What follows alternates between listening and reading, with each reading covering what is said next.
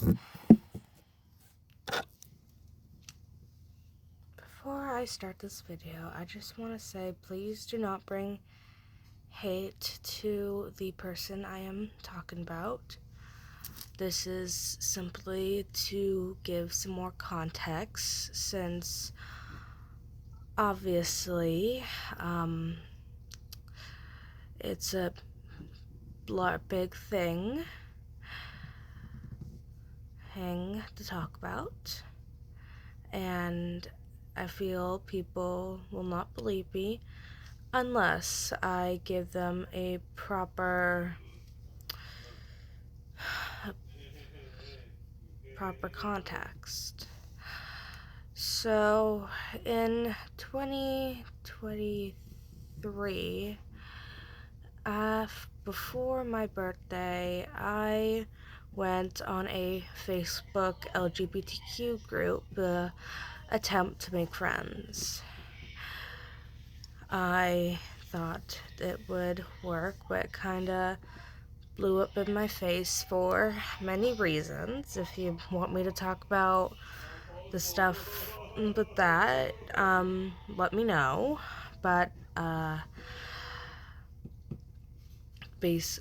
but I met my ex, and through them I met my ex that obviously, as you saw in the short video, faked DID into suicide attempts.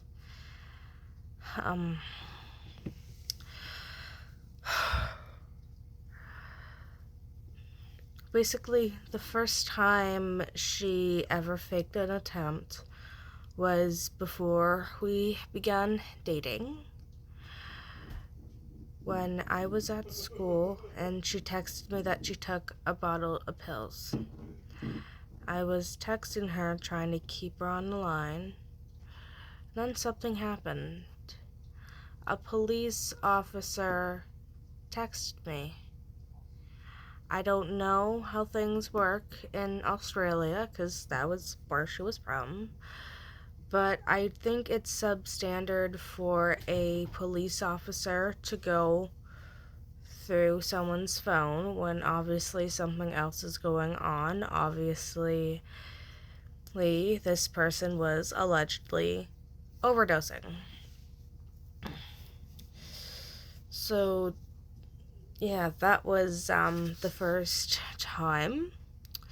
The second time she ever faked DID was the suicide attempt. She faked a suicide attempt. We'll get onto the DID. That's a whole other thing. But the second time she faked a suicide attempt, I cannot recall whether it was before or after we broke up the first time. However, it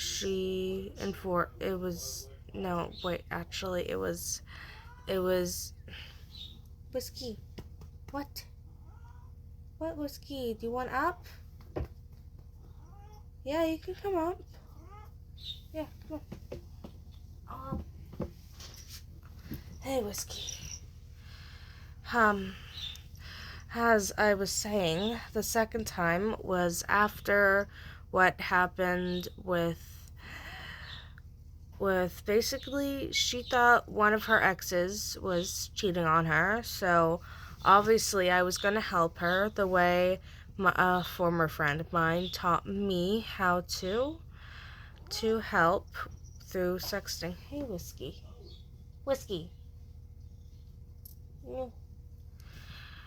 I was going to help her in the same way a former acquaintance helped me find out my boyfriend was cheating. Basically, I was going to pretend to be someone I was not, and I was going to attempt to seduce said man to see if he was loyal. What I forgot to tell her was that she wasn't supposed to tell his family members. And basically, not only did she tell his family members, he, she completely harassed his mother and his boy and her now ex-boyfriend or fiance, whatever you want to call it.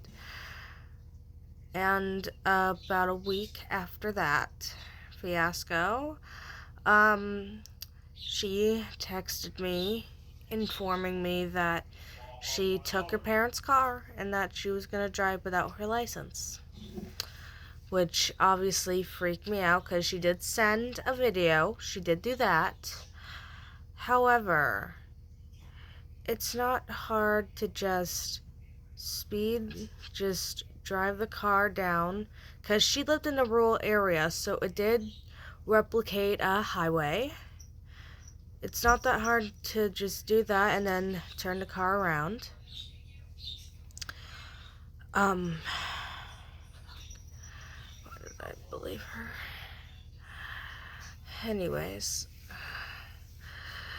And the same thing happened with the police officer thing. They basically texted, quote unquote, because I feel as if that is substandard when obviously something serious is going on. Their priority will not and never be to check said person's phone. I understand things are different in Australia than up here where I live.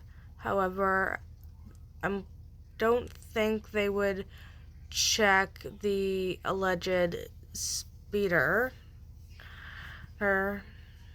phone unless they had probable cause. I at the time, with the little contacts they allegedly had, well, let's be honest, they didn't exist.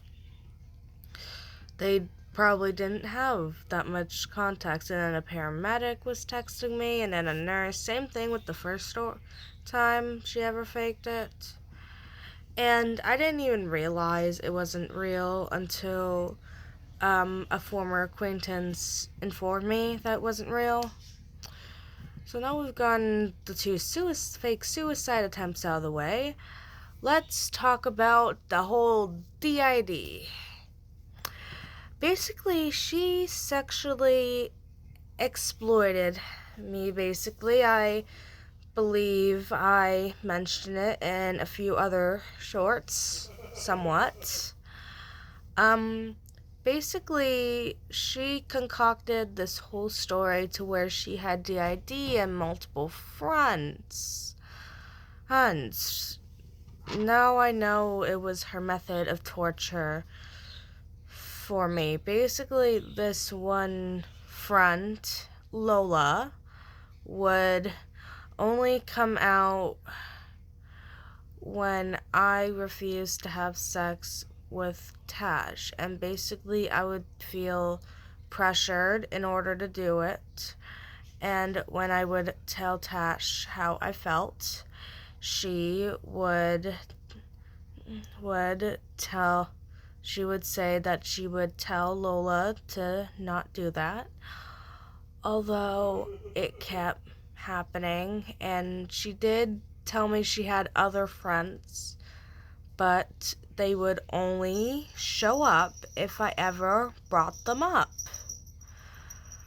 And another thing that I now know kinda tells me it was fake was that Tash was 17.